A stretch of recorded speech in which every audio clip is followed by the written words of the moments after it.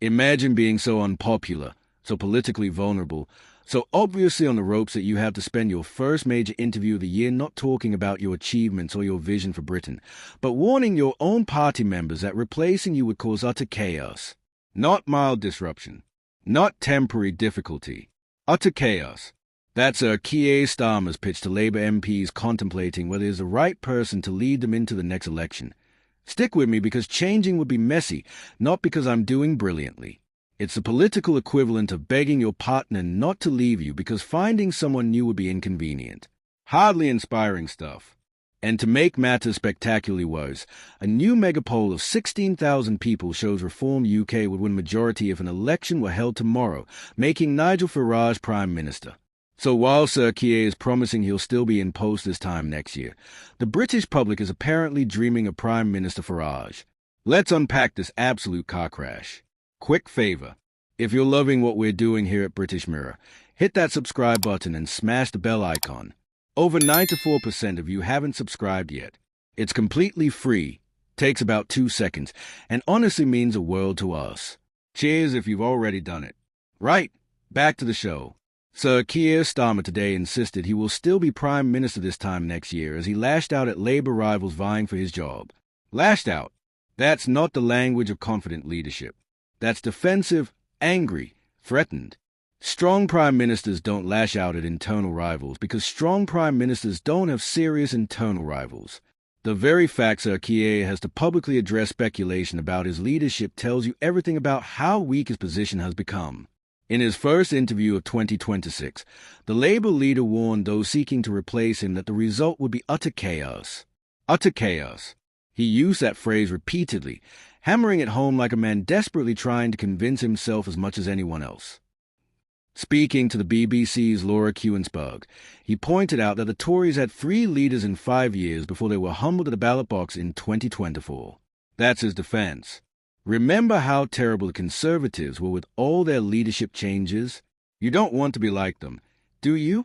It's weaponizing the Conservative chaos of 2022 and 2023 as a shield against his own party's discontent. The problem with this argument is that it's fundamentally negative. It's don't replace me because change is bad, not keep me because I'm good. That's not inspiring. That's threatening people with the alternative rather than persuading them of your merits. It came as rumors continued to circle his administration that rivals will challenge him if Labour has a dismal showing in local elections in May. May. That's the deadline. That's when Sir Keir's fate will likely be decided. If Labour gets hammered in the local elections, if they lose councils and seats across England, Wales, and Scotland, the pressure on him will become unbearable. The knives will come out. The briefings will intensify. And someone will eventually pull the trigger on a leadership challenge. May isn't that far away. 4 months. That's all Sir Keir has to turn things around, to improve his polling, to give his MPs reason to believe he can win the next election. And based on current trends, 4 months won't be enough. And then comes the absolute bombshell that puts Sir Keir's predicament in stark relief. A new mega poll of 16,000 people by More in Common today suggests Reform will win a majority of 55, making Nigel Farage PM, if an election was held tomorrow. Read that sentence again. Reform UK. Majority government. Nigel Farage as Prime Minister. That's not fringe speculation anymore. That's credible polling from a serious organization surveying 16,000 people. That's an enormous sample size that give the results statistical weight. And those results show that if Britain went to the polls today, with a Prime Minister Farage, Labour would be decimated, and British politics would be fundamentally transformed. That's the context for everything Sir Keir is saying and doing. He's not just fighting poor approval ratings. He's fighting potential extinction. Sir Keir will use a speech tomorrow to carry out his latest reset with little signs of a resurgence for his party in the polls. His latest reset. How many resets does one government get? Labour has been in power for less than a year and they're already on multiple resets, relaunches, and new beginnings. At some point, people stop believing in fresh starts and start concluding you simply don't know what you're doing. Resets work when you genuinely learn from mistakes and change course. They don't work when they are transparently desperate attempts to change a subject from mounting failures. He will put the cost of living at the heart of a New Year pitch to voters with a promise to make life better across Britain in 2026. Make life better. That's aspirational but vague. How will life be better? For whom? By how much? When? These aren't rhetorical questions. They are the fundamental questions voters need answered. And Sir Keir's pitch appears to be, trust me, life will improve, without providing concrete, measurable commitments that voters can hold him to. That's not a compelling political offer. That's asking for faith without owning it. The Prime Minister will seek to highlight policies like a freeze on rail fares and fuel duty during a number of visits over the coming days, vowing that the changes mean more people begin to feel that positive change. Rail fare freeze, fuel duty freeze. These are genuinely helpful policies that will save ordinary people money. That's good. That's tangible. That's the kind of concrete benefit government should be shouting about. But here's the problem. When you're polling at 20% and facing a wipeout, modest savings on rail fares don't move the dial. They are nice to have, but they don't address the fundamental concerns driving voters toward reform. They don't solve the immigration debate, the cultural anxieties, the sense that traditional parties are out of touch. They are band-aids on bullet wounds. And as MPs return to Westminster from the Christmas recess, he will tell ministers there can be no let-up in government plans to ease a financial burden on families. No let-up. That's interesting phrasing because it implies significant effort is already happening. Is it? Are families actually feeling that effort? Because polling suggests they are not.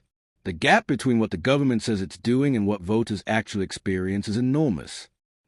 But as well as battling for the hearts and minds of voters, he also needs to target the support of his own unhappy MPs. Unhappy MPs. That's the real challenge. You can survive unpopular polling if your parliamentary party is united and loyal. You can survive internal dissent if voters love you. But when you've lost both voters and your own MPs, you're politically dead. You just don't know it yet. Those linked with a tilt at his job include Health Secretary Wes Streeting and Manchester Mayor Andy Burnham. Streeting and Burnham, two very different politicians with very different bases of support, both positioning themselves as potential replacements.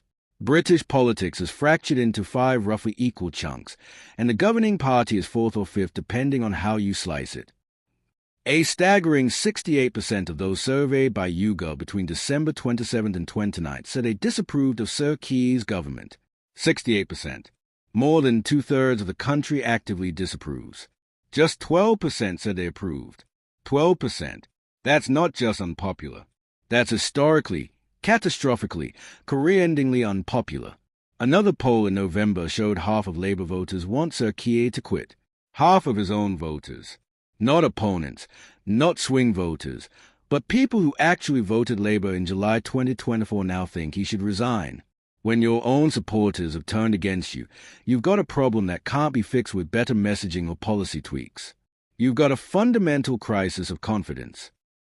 Sir Keir's future at number 10 is likely to be decided on May 7th when elections will be held for the Welsh Senedd, Scottish Parliament, and local authorities in England.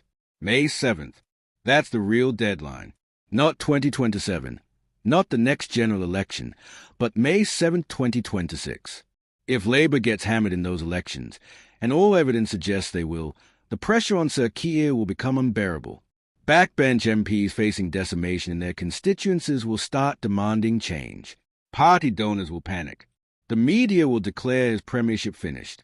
He might survive, but he'll be mortally wounded, a zombie Prime Minister limping towards inevitable defeat. Labour currently leads the Senedd, but is expected to get a drubbing at the polls in what would mark an historic defeat for Welsh Labour, which has been in power since devolution began in 1999. Since devolution began, Labour has controlled Wales for a quarter century. If they lose that stronghold, it's not just politically embarrassing, it's symbolically devastating. It would signal that even in Labour's traditional heartlands, even in areas that have voted Labour for generations, the party is being rejected. That's not a temporary blip. That's a fundamental realignment. While Sir Keir and his cronies are emphasizing stability and talk of efforts to ease the cost of living, others are waiting in the wings to take the helm. Waiting in the wings. That's diplomatic language for sharpening their knives. Health Secretary Wes Streeting, Home Secretary Shabana Mahmood, and Mayor of Greater Manchester Andy Burnham have all been reported as harboring leadership ambitions. Harboring leadership ambitions. That's a delicate way of saying they're positioning themselves to replace Sir Keir when, not if, he falls. These aren't idle rumors. These are serious politicians with significant support bases calculating when to make their move. Where Streeting is particularly interesting because it's been remarkably visible and outspoken for a health secretary. His taken on the NHS, the unions, and vested interests with a boldness that contrasts sharply with Sir Keir's caution. Whether you agree with his positions or not, he's demonstrating political courage and clarity that makes him an obvious alternative if Labour decides they need a change. Shabana Mahmood as Home Secretary is handling some of the most contentious issues around immigration and law and order, giving her visibility and authority. Andy Burnham, meanwhile, has cultivated an image as a successful regional leader who actually delivers for his constituents, offering a contrast to Westminster dysfunction. The fact these names are being openly discussed as potential replacements, while Sir Keir insists he'll still be Prime Minister next year, tells you everything about how weak his position actually is. Strong leaders don't face constant speculation about their successors. Secure Prime Ministers don't have to repeatedly insist they'll still be in post 12 months hence. The very fact Sir Keir is making these statements reveals how precarious his situation has become. His not projecting strength. His desperately trying to stave off a leadership challenge he knows is coming. What makes Sir Keir's position particularly tragic is that he won such a massive majority, 411 seats. A parliamentary landslide, the kind of majority most politicians dream about, the kind of majority that should give you freedom to implement your vision, to take bold action, to transform the country. Instead, Sir Keir has squandered that majority through timidity, poor communication, and policies that alienate both his progressive base and the working-class voters Labour needs to retain. He has managed the extraordinary feat of uniting both wings of his coalition in disappointment and frustration. The comparison to the conservative chaos of 2022 and 2023 is instructive, but not in the way Sir Keir thinks. Yes, the constant leadership changes were damaging. Yes, the instability hurt the country. But at least the Conservatives recognized when leaders had failed and removed them. Liz Truss lasted 4 to 9 days because her policies crashed the economy and her party removed her. That's accountability. What Sir Keir is arguing for is that Labour should stick with him regardless of performance, regardless of polling, regardless of electoral consequences, because changing leaders would be chaotic. That's not stability. That's stubbornness. That's prioritizing his own position over the party's electoral prospects.